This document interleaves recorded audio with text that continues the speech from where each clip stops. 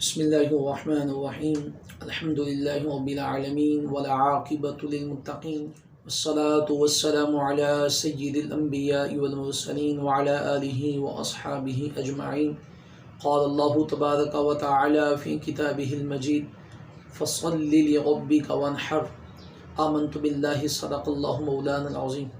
معزز محتشم سامعین کرام، اکثر دوستوں کی طرف سے یہ سوال آ رہا ہے کہ کس جانور کی قربانی جائز ہے اور کس جانور کی شرعی طور پہ قربانی جائز نہیں ہے۔ تو اس سلسلہ میں اسلام نے ہمیں ایک قاعدہ ضابطہ بتایا۔ سب سے پہلے جس جانور کو ہم نے ذبح کرنا ہے وہ 3 کیٹیگری میں سے کسی ایک کیٹیگری میں آتا ہو، یا تو وہ اونٹ کی کیٹیگری ہو، یا گائے کی کیٹیگری ہو، یا بکرے کی کیٹیگری ہو۔ اونٹ میں تو اونٹ اور اونٹنی یہ 2 جانور آ جائیں گے، اور گائے میں بھینس اور نر مادہ دونوں گائیں، اور اسی طرح بھینس نر مادہ یہ دونوں اسی کیٹیگری میں آ جائیں گے۔ اس کے بعد اگر ہم بکرے کو لیں، اس میں بکرا، بکری، چھترا، یہ سارے جانور، دمبا، یہ سارے جانور اس بکری کی کیٹیگری میں آ جائیں گے۔ تو اونٹ کے لیے یہ لازم ہے کہ کم از کم اونٹ جو ہے وہ 5 سال کا ہونا چاہیے، گائے جو ہے وہ کم از کم 2 سال کی ہو، جو گائے کی جتنی بھی کیٹیگری ہیں۔ اور اس کے بعد اگر ہم بکرا یا یہ دمبا وغیرہ لیں تو اس کے 2 حصے ہیں۔ اگر تو وہ بکرا یا بکری ہے تو اس میں لازم ہے کہ وہ 1 سال کا ہو۔ بکرا یا بکری 1 سال سے کم ہوگا تو اس کی شرعی طور پہ قربانی جائز نہیں ہوگی۔ ہاں، دمبا جس کے اوپر سفید بال ہوتے ہیں، اگر دمبا 6 ماہ کا ہو لیکن دور سے دکھنے میں سال کا لگے تو پھر شرعی طور پہ اس دمبے کی قربانی جو ہے وہ جائز ہے، ادروائز اس کی قربانی جائز نہیں ہوگی۔ تو جن جانوروں کی شرعی طور پہ قربانی جائز نہیں ہے، ایک تو یہ کہ اونٹ 5 سال سے کم ہو، گائے 2 سال سے کم ہو، اور دمبا 6 ماہ سے کم ہو، اور بکرا 1 سال سے کم ہو، تو شرعی طور پہ اس کی قربانی جائز نہیں ہے۔ تو جانور جس کی قربانی جائز نہیں ہے اس میں وہ بھی ہیں کہ جن میں کسی طرح کا عیب پایا جائے۔ تو عیب جو ہے وہ شرعی طور پہ یہ ہے کہ وہ جانور جس کے پیدائشی ہی کان نہ ہو، یعنی اس کے پیدائشی طور پہ ہی کان نہ ہو، تو اس کی قربانی جائز نہیں ہے۔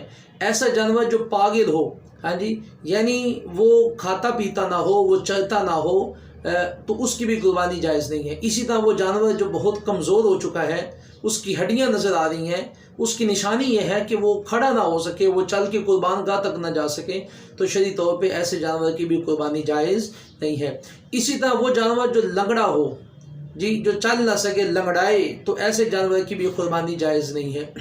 اسی طرح وہ جانور کی جو اندھا ہو، اس کو نظر نہ آتا ہو، دکھائی نہ دیتا ہو، یا وہ کان سے بہرا ہو، اس کو سنائی نہ دیتا ہو، تو ایسے جانور کی بھی قربانی جائز نہیں ہے۔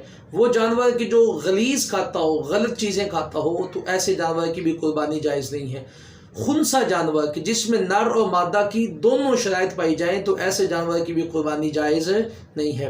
تو اسی طرح وہ جانور کی جس کا پاؤں کاٹ لیا ہو تو اس کی قربانی بھی جائز نہیں ہے۔ اسی طرح وہ جانور جس کا کان یا دم یا چکی 1/3 سے زیادہ کٹی ہو، یعنی 1/3 تھرڈ حصے سے زیادہ اگر کٹی ہو، تھوڑا سا سراخ ہو یا تھوڑا سا کٹا ہو، تو اس کی قربانی جائز ہے۔ اگر اس کا کان 3 حصے سے زیادہ کٹا ہے تو اس جانور کی قربانی جائز نہیں ہے۔ اسی طرح سینگ ہے، جس جانور کا سینگ جڑ تک کٹا ہو تو ایسے جانور کی بھی شرعاً قربانی جو ہے وہ جائز نہیں ہے۔ اور اگر اس کا سینگ جو ہے وہ جڑ سے پہلے تک کٹا ہو، دماغ تک اس کا اثر نہ پہنچا ہو، تو ایسے جانور کی قربانی کرنا جائز۔ تو بسا اوقات جب آپ جانور ذبح کرتے ہیں تو جانور بھاگتا ہے، اچھلتا ہے، کودتا ہے، تو اس میں عیب پایا جاتا ہے، اس زخم آ جاتا ہے یا ٹانگ ٹوٹ جاتی ہے، تو ایسے عیب کا شرعاً کوئی اعتبار نہیں کیا جائے گا۔ تو وہ جانور کہ جس کے تھن خشک ہو جائیں، دودھ والے حصے خشک ہو جائیں، تو بکری میں 1 خشک ہے تو اس کی قربانی جائز نہیں ہے۔ گائے میں یا بھینس میں 2 خشک ہو جائیں تو اس کی قربانی جائز نہیں۔ اگر 1 خشک ہو جائے تو پھر اس کی قربانی ہو جائے گی۔ اسی طرح وہ جانور جس کے دانت بھر گئے ہوں، گر گئے ہوں، اتر گئے ہوں، تو اس کی بھی قربانی شرعاً جو ہے وہ جائز نہیں ہوگی۔